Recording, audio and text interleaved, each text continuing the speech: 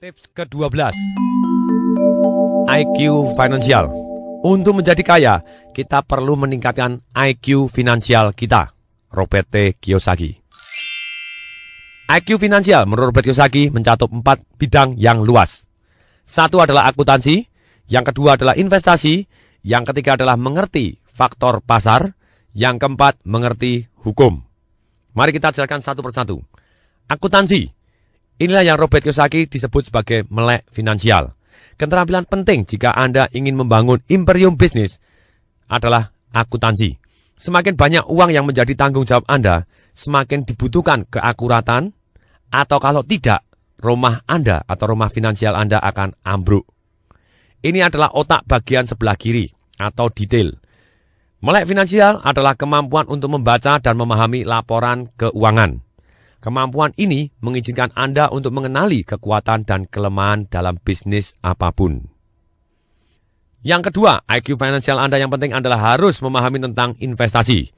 Inilah yang Robert Kiyosaki disebut ilmu pengetahuan tentang uang yang menghasilkan uang. Ini mencakup strategi dan formula. Ini adalah otak bagian kanan atau sisi kreatif Anda. Kita harus terus belajar tentang investasi. Yang ketiga tentang IQ finansial kita adalah yaitu mengerti faktor pasar. Menurut saya pribadi, kita harus mengetahui bahwa pasar seringkali digerakkan oleh perasaan atau emosi. Fear and greedy. Rasa takut dan serakah. Kemudian faktor pasar yang lain adalah pengertian ekonomis akan investasi. Apakah investasi tadi masuk akal atau tidak masuk akal berdasarkan pada kondisi-kondisi pasar yang sekarang. Untuk memahami faktor pasar, kita juga harus memahami hukum penawaran dan permintaan. Seperti misalnya di tahun 90-an ketika banyak sekali perusahaan yang go public, banyak sekali orang yang beli saham karena alasan emosional, takut tidak kebagian, atau serakah kepingin mendapat keuntungan, bukan alasan ekonomi investasi jangka panjang. Begitu banyaknya orang antri berbondong-bondong untuk mendapatkan saham perdana dengan perhitungan akan untung dalam jangka pendek tanpa menghitung apakah harga saham perdana tersebut masuk akal atau tidak.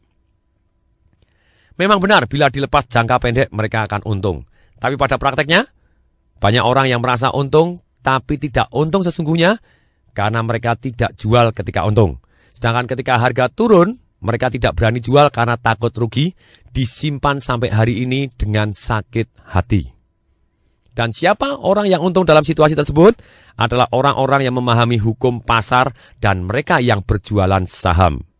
Contoh lain, ketika demam pencarian emas di Amerika, siapa orang yang kaya? Adalah orang-orang yang menjual alat-alat pertambangan emas dan celana jeans yang kuat untuk para penambang.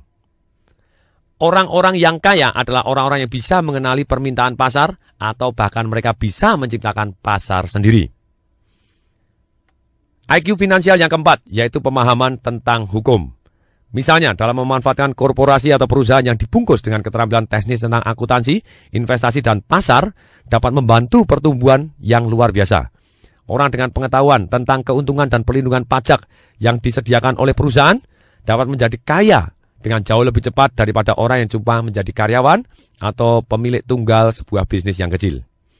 Ini seperti perbedaan antara seorang yang berjalan kaki dengan orang yang terbang. Perbedaan itu sangat besar bila menyangkut kekayaan jangka panjang. Pertanyaannya, sudahkah kita mengasah kecerdasan IQ finansial kita?